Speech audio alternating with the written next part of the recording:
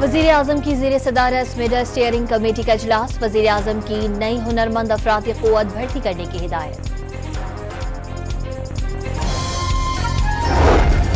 Army chief general Syed Asim Munir का बनू का दौरा। सिक्योरिटी सूरत हाल और ऑपरेशंस पर ब्रीफिंग दी गई।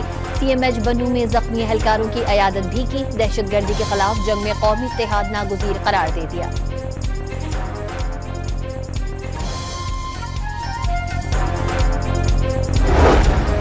और सोशल मीडिया पर मनफी प्रोपेगेंडे की तहकीकात। IG पुलिस इस्लामाबाद की सरबराही में कायम।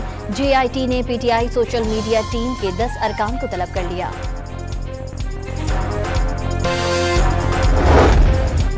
वज़ीर आज़म की ज़ेर सदारत मेडा स्टीयरिंग कमेटी का इजलास। वज़ीर आज़म की नई हुनरमंद अफरादी क़ुव्वत भर्ती करने की हिदायत।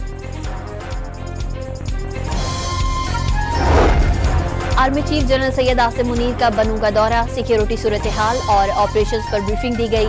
CMH बनू में जख्मी एहलकारों की अयादत भी की। दहशतगर्दी के खिलाफ जंग में कौमी इत्तेहाद नागुज़ीर करार दे दिया।